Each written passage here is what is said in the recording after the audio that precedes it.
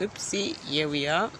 I harvested 5 sunflower heads, and then I'm left with this one and the others on the other side. What I'm gonna do with these, the stalks, they are so firm and sturdy.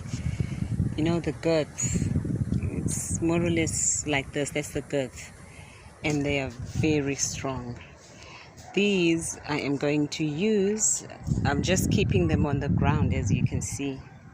I want them to condition my ground. My ground is very sandy and somewhat clay, so it's not the best of sands, but I just make my own fertilizers using all the debris around the yard, leaves, young evils that have fallen, and I use comfrey leaves, banana, what you call skins, the banana leaves, and you know, I try and keep to organics, as organic as possible. And yeah, these I want them to condition this plant, and then when I'm ready, I will. They are very, very long. I mean, really, really long. You know, look at this one.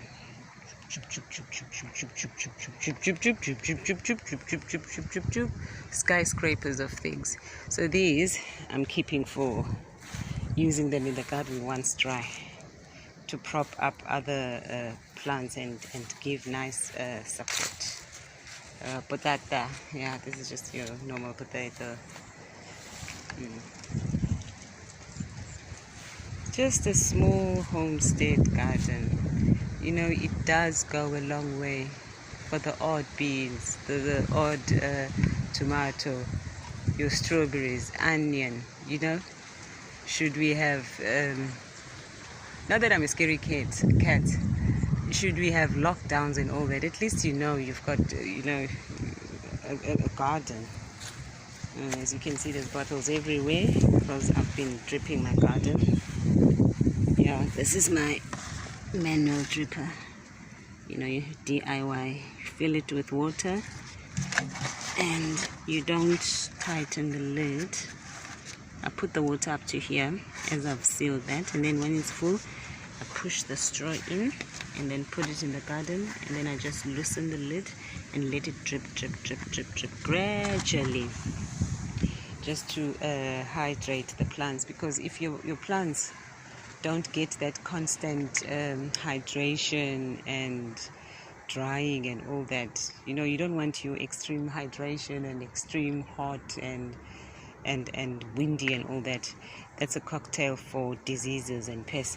Like for instance here, as you can see, this is not cool. This must just come out.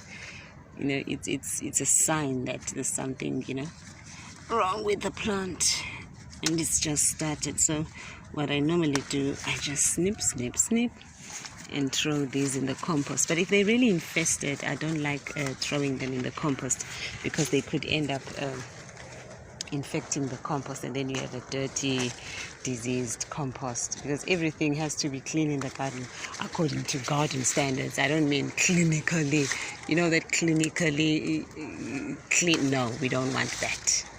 But there is a standard, a garden standard hygiene. You know, fungi, bacteria, microbes, you know, all those things. Because your garden basically is your lab.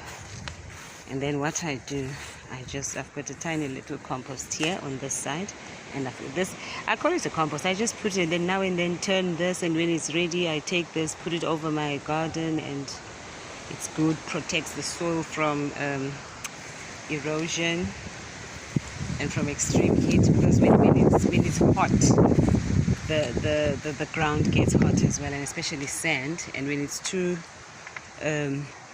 wet, and then an extreme heat comes, then your sand will actually cake up, and the plants, the roots of the plants, cannot penetrate and do what they need to do, and that is to grow and feed on the microbes on the ground.